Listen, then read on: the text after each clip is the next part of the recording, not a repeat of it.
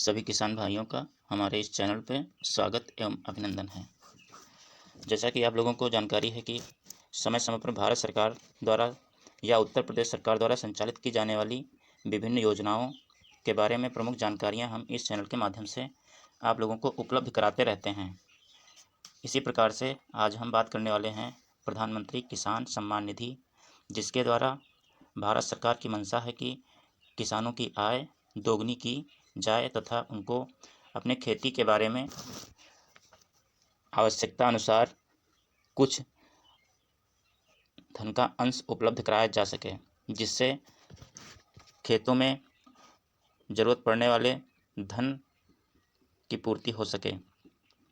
तो जैसा कि शुरुआत में बताया गया था कि 2 हेक्टेयर से कम जमीन वाले किसान ही पात्र थे, लेकिन बाद में सभी किसानों को इसके लिए आवेदन का विकल्प दे दिया गया। आपके पास आधार कार्ड का होना आवश्यक है। आवेदक किसान किसी सरकारी नौकरी में नहीं होना चाहिए। आपके पास किसी भी बैंक का खाता होना चाहिए, इतना ही इम्पोर्टेंट है। अब बात करते हैं इसकी पात्रता क्या है। तो हमारे पास खुला है पीएम किसान सम्मान निधि का पोर्टल।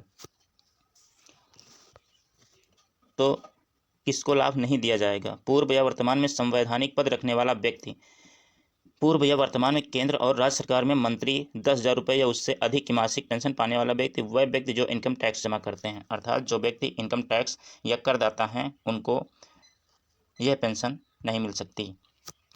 प्रधानमंत्री सम्मान निधि योजना के पात्र कौन कौन हो सकते हैं?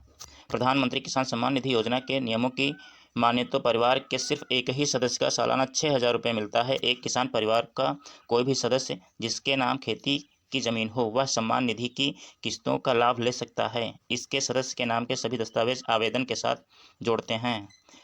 सबसे अच्छी बात यह है कि आपके पास चाहे थोड़ी ज़मीन हो या अधिक, इसमें कोई बाध्यता नहीं है कि आपके पास कम खेत है इसलिए आपको कम मिलेगा, या आपके पास अधिक है तो आपके पास अधिक मिलेगा, या जिसके पास अधिक खेत है उसको ये नहीं दिया जाएगा। इसी प्रकार से आवेदन कौन कर सकता है? पीएम किसान योजना का लाभ लेने के लिए पात्रता, आवेदक किसान को SC, ST, OBC से संबंधित किसी मानदंड की आवश्यकता नहीं है। इसके लिए किसी भी जाति का आवेदन कर सकता है। मैं कैसे चेक कर सकता हूँ? आप अपने पोर्टल पर जाकर के इसको चेक कर सकते हैं कि लिस्ट में नाम है या नहीं। परिवार के कितने सदस्य योजना का लाभ उठा सकते हैं? आपकी जानकारी के लिए बता दें कि एक परिवार में केवल एक ही सदस्य प्रधानमंत्री किसान सम्मान निधि योजना का लाभ उठा सकता है। अगर एक परिवार में एक से अधिक लोग स्कीम में आवेदन करते हैं तो एक अपात्र माना जाएगा। पीएम किसान के लिए कितनी जमीन की योग्य है? इसकी कोई बाध्यता नहीं है। क्या पति और पत्नी दोनों पीएम किसान के लिए अपात्र हो सकते हैं? जी हाँ, केवल पति या पत्नी में से केवल एक ही पात्र माना जाएगा। मैं 2023 में अपने पीएम किसान भुगतान की स्थिति क्या देख सकता हूँ? बिल्कुल देख सकते हैं। आप अपने मोबाइल से पीएम किसान सम्मान निधि का स्टेटस चेक कर सकते हैं कि आपका पेमेंट हुआ है या नहीं हुआ है। आगे ये सारी योग्यताएं हैं, अर्हताएं हैं, और मुख्य बात यह है कि अब ये देखना है कि हमारी किस्त आ रही थी किंतु इस समय नहीं आ रही है। इसका रीज़न क्या है? किसान सम्मान निधि का पैसा न आने के कारण क्या हो सकते हैं? पोर्टल पे तो दिया गया है कि इसके कारण केवल 2 हो सकते हैं कि या तो आपने विज्ञापन में गलत जानकारी दी, अर्थात अपना फॉर्म भराते समय जो गलत जानकारी दे दी है उसके कारण, या फिर आपका KYC अपडेट नहीं है। किंतु कुछ और भी कारण हैं जिनके बारे में हम बात करते हैं। जैसा कि आपका आधार आपके बैंक अकाउंट से सीडिंग ना होना। आप बैंक में जाते हैं और आधार कार्ड जमा करके चले आते हैं और बैंकों में कार्य अधिक होने के कारण आधार आपके अकाउंट से लिंक नहीं हो पाया, जिस कारण से पैसा आपके खाते में ट्रांसफर नहीं हो पाता है। आपके खेत का गाटा संख्या वेरीफाई ना होना। आपका खेत में आपके नाम का गाटा संख्या वेरीफाई ना होने के कारण भी पैसा आपके खाते में नहीं पहुंचेगा। KYC का ना होना। आपने अपने पीएम किसान निधि पोर्टल पर जाकर के अपना KYC नहीं कराया है, जिसके कारण पैसा नहीं आ रहा होगा।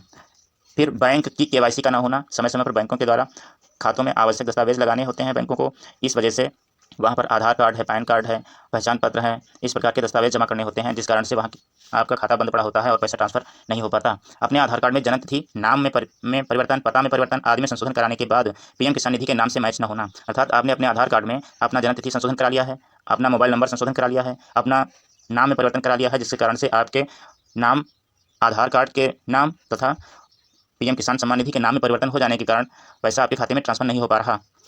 आपकी गाटा संख्या तथा आधार में नाम समान न होने पर, आपके आधार कार्ड पे जो नाम है तथा आपके खेत के गाटा संख्या में जो नाम है, दोनों का समान न होने के कारण भी पैसा आपके खाते पे नहीं आ पाएगा। रजिस्टर के समय गलत नाम पता देने या त्रुटिवश गलती हो जाने के कारण भी पैसा आपके खाते में ट्रांसफर नहीं हो पाता।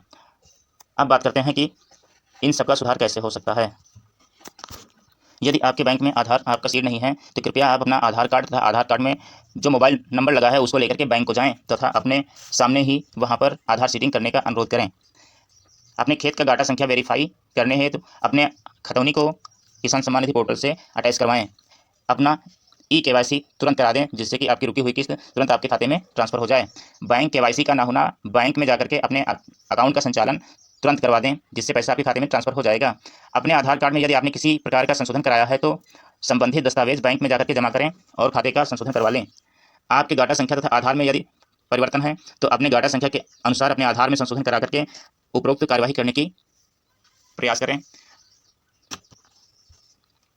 को किसान सम्मान निधि की रुकी हुई सारी किस्तें अग्रिम किस्त जारी होने के साथ आपके खाते में ट्रांसफर होने लगेंगी। इसी प्रकार से समय समय पर भारत सरकार के द्वारा चलाई जाने वाली योजनाओं के बारे में, जैसे प्रधानमंत्री आवास, आयुष्मान कार्ड, किसान वृद्धा पेंशन, आर्थिक रूप से कमजोर एकल महिला परिवार हेतु पेंशन, आपके बारे में जानकारी है तो हमारे इस चैनल को नीचे दिए गए ऑप्शन से सब्सक्राइब करें, शेयर करें और बेल आइकन दबाना न भूलें। धन्यवाद।